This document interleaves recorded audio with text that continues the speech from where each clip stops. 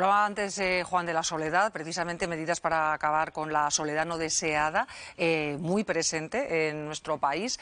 Se van a aprobar hoy en ese Consejo de Ministros. Blanca, ¿cuáles son?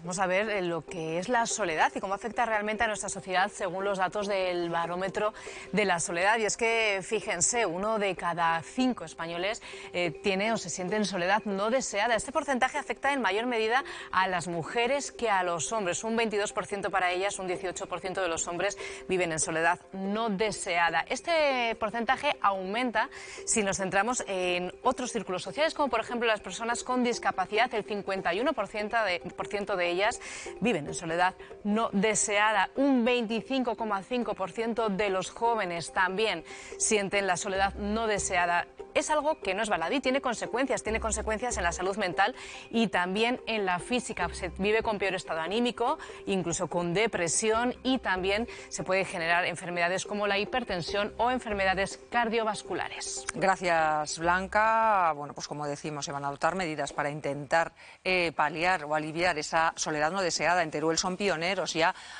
una asociación lleva años poniendo en marcha un programa para combatir esa soledad. Pilar. Sí, nació en plena pandemia como un programa para acompañar precisamente a todas esas personas más vulnerables que en aquel momento necesitaban que alguien les llevara la comida o los medicamentos. Pero después de 6 años, el balance de este último año es que 400 personas han sido atendidas aquí en la provincia de Teruel, personas que sienten soledad no deseada en casi 50 municipios y con una red de voluntarios que llega al centenar. Nació, como decíamos, como un programa de acompañamiento, Penélope, pero ha ido evolucionando y se hace una larga lista de actividades como cuáles. Sí, nacimos como un acompañamiento a personas que lo necesitaban y eso se mantiene a día de hoy porque es un poco la esencia, pero poco a poco nos hemos ido expandiendo y ahora mismo llevamos a cabo diferentes actividades como paseos, caminar en compañía, de gente que se junta y sale a pasear todas las semanas, talleres de manualidades, cafés tertulias, excursiones, donde pues intentamos que las personas de Teruel y de la provincia se junten y creen lazos entre ellos. Y actividades incluso intergeneracionales. Sí, por ejemplo, en la comarca de Cuencas Mineras, que también estamos presentes, se lleva a cabo un podcast en la que diferentes personas jóvenes y mayores pues hablan y interactúan entre ellos. Esta estrategia estatal que pone sobre la mesa el Consejo de Ministros habla también de la labor fundamental de prevenir. ¿Qué herramientas usáis precisamente para detectar esa soledad no deseada? Bueno, pues lo primero y lo más importante es que somos un agente activo en salud que, para quien no lo sepa, es como una receta médica donde en vez de recetar un medicamento se recetan actividades beneficiosas y favorables para el usuario, o en este caso el participante. Es decir, puede venir una persona a consulta comunicando que se siente solo, que se encuentra mal y que por tanto pues se siente deprimido, y en vez de recetar un medicamento, acudir acompañándote a diferentes actividades o al menos a realizar la primera entrevista. ¿Son farmacéuticos o médicos de atención primaria los que recetan este tipo de no fármacos contra la soledad? No sé si habéis detectado también una evolución en el perfil de los usuarios de estas actividades. Sí, mayoritariamente nuestro perfil son personas mayores, pero es verdad que de un tiempo a esta parte pues se han ido añadiendo personas más jóvenes que se sienten solas, puesto que al final la soledad no deseada está presente también en ellos y muchas veces es más difícil de detectar. Pues muchas gracias por habernos atendido y por la labor que desarrolláis. Recordamos, es importante decirlo, que una red de más de 100 voluntarios participa en este proyecto para que salga adelante y para llegar también a todos esos jóvenes que son ellos, junto con las personas mayores, los que más dicen sentirse solos. También se llevan a cabo talleres en institutos para que conozcan qué herramientas tienen para combatir esa soledad no deseada. Gracias, Pilar. Bueno, Juan, pues tú has puesto el foco antes en los jóvenes, en esa soledad, una soledad que es transversal, que también afecta y mucho a la población mayor, y más en una comunidad envejecida como es esta y en la que se está tratando de combatir, porque ya hemos visto las consecuencias que puede tener esa soledad no deseada a nivel físico y psíquico. Efectivamente, hay que distinguir claramente entre lo que es una persona o las personas que están solas, como diría Gustavo García, que lo recalca siempre, y la soledad, que llamamos no deseada, es decir, personas que no quieren sentirse solas, pero que están solas porque se sienten solas. El sentimiento de soledad, cuando lo que llamamos soledad no deseada, digamos que es la diferencia entre las relaciones que tú tienes y las que crees que deberías tener. Entonces te puedes sentir solo, aunque aparentemente no estés realmente solo. Esa es la soledad no deseada. Y según el informe que hablábamos antes y según los estudios que se hacen, estamos ante un problema creciente. O sea, cada vez hay una mayor soledad no deseada y pasa en todos los tramos de edad. A veces pensamos en pues ancianos que están solos y en absoluto es así. Estamos hablando de que la juventud entre 18 y 29 años, en el barómetro que hemos visto, o sea, se ha disparado. Estamos hablando de que casi uno de cada 5, o sin casi, perdón, uno de cada 4 se siente abandonado, se siente solo, se siente verdaderamente en soledad. Entonces, claro, pues yo creo que es algo que tenemos que reflexionar cuando estamos en la época de la hiperconexión a través de todo tipo de redes sociales, a través de todo tipo de herramientas tecnológicas y jamás hemos estado más solos, ¿no?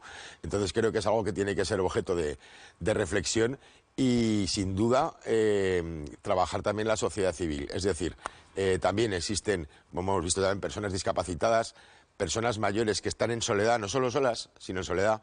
Y yo creo que ahí es donde la sociedad civil, el saber bajar al principal izquierda y decirle, llamar a la puerta, darte cuenta de si sale, de si no sale, si ha ido a comprar el pan, si no ha ido.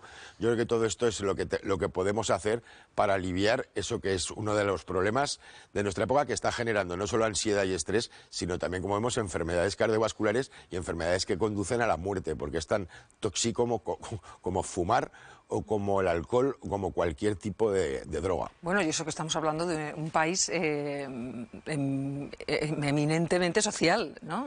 Pero ¿qué ocurre? Es que intervienen muchísimos factores en esto de la soledad, y uno muy importante es, por ejemplo, que a lo mejor no se tiene mucho en cuenta, es el urbanismo y la generación de espacios comunes. Es verdad que se pone mucho el foco en las personas mayores cuando hablamos de soledad no deseada, pero creo que en ese aspecto la administración, por lo menos hablo del Ayuntamiento de Zaragoza, que es lo que conozco más, se ha puesto las pilas en los últimos años y se están abriendo muchísimos espacios destinados precisamente a que compartan el día, a que compartan un café, a que compartan una conversación. Hay un programa preciso del Ayuntamiento de Zaragoza que se llama Nos gusta hablar, que consiste en que se juntan y hablan. Hay un moderador que intenta chinchar a unos y a otros para que la conversación fluya, pero así pasan las horas, se conocen y eso fomenta mucho pues la generación de lazos en los barrios.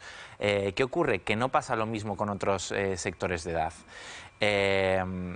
Los jóvenes y la adolescencia, por ejemplo, es una época muy complicada, y más cuando se habla, por ejemplo, de adolescentes no normativos, de infancias LGTB, de todo tipo de sectores minoritarios en la sociedad. Es mucho más complicado que estas personas encuentren espacios en los que se sienten a gusto y socializar. De ahí la importancia que el Ayuntamiento de Zaragoza, en este caso, no entendió, por ejemplo, que tenían las zonas de juventud en todos los barrios, y es fomentar espacios en los que el ocio no pase por el consumo, sino simplemente que haya una habitación en la que 5 jóvenes, 5 chavales puedan estar y compartir y se sientan en igualdad y se sientan seguros. Y eso es importante, generar ese tipo de espacios es muy relevante y no nos damos cuenta, pero las ciudades están yendo hacia todo lo contrario.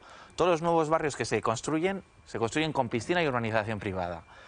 Estamos quitando espacios comunes en los barrios, equipamientos que son muy importantes precisamente para combatir el hecho de que podamos tener un espacio común con el vecino, lo que tú has dicho, ya no llamar al primero izquierda, sino encontrárnoslo como antes se encontraban en la carnicería y después tomarse un café. Es que estamos perdiendo eso y hay que actuar a todos los niveles para que no perdamos esa sensación de que somos una comunidad, de que somos parte de un grupo en el que nos tenemos que preocupar los unos a los otros y no solo mirar por uno mismo, que es al final a lo que lleva, ¿no?, la ideología que está detrás de estas consecuencias. Sí, desde luego es muy preocupante porque yo coincido contigo, muchas veces se han perdido todos estos espacios urbanos, por más que ahora se estén haciendo parques y hay muchas remodelaciones, se están incluyendo más bancos, más zonas como para establecer esa convivencia, pero sí que es cierto que hemos perdido muchas cosas de la sociedad que facilitaban esa convivencia. Por eso la apuesta por el pequeño comercio yo siempre también la defiendo, porque no es una actividad simplemente económica, tiene una función social súper importante. Yo lo veo mucho en la pescadería y carnicería en la que compro, es que tienen unas sillas para que la gente también se siente mientras está esperando, y hay muchas veces que personas mayores simplemente bajan a comprarse el filete del día por ver al carnicero y establecer una relación. Y la labor de control que ejercen este tipo de comerciantes. Exactamente, porque ven, hoy no ha venido... Margarita lleva 2 semanas sin venir, algo habrá pasado, vamos a llamar, vamos a tratar. O sea, es que es muy importante. Hoy no ha venido a comprar el pan, no, algo ha pasado, o la propia peluquería también lleva mucho tiempo sin venir, voy a llamar a ver qué le pasa a esta clienta, que también yo me he encontrado casos en mi barrio en la que la peluquería hace también este tipo de control y está en contacto con los hijos para las personas mayores. Entonces yo creo que hay muchas cosas en las que se puede incidir. A mí sí que me preocupa mucho, especialmente el caso de los jóvenes, porque me parece especialmente llamativo, porque están escolarizados, están en colegios, están en institutos, están en centros de FP o en la universidad, donde se supone, claro, que están en un entorno y es la época en la que tienen que socializar. Entonces están rodeados de gente joven, de gente de su entorno con la que podrían establecer relaciones y, sin embargo, algo tiene que estar fallando para que no se pueda estar dando ese tipo de relación y se acabe con esa soledad. Entonces no sé si hay que promover más iniciativas ya desde los propios centros educativos y en los tramos educativos, que se favorezcan otras actividades al margen del aula para favorecer esa socialización y evitar esa sociedad. No sé muy bien cómo se puede atajar, pero desde luego me parece muy preocupante. Y obviamente pedí un apunte muy corto, favorecer el acceso total a los psicólogos, o sea, a profesionales, a terapeutas, o sea, tendrían que estar mucho más presentes en nuestra sociedad y ser mucho más accesibles y que no solo se lo pudieran permitir la gente que puede pagarlos.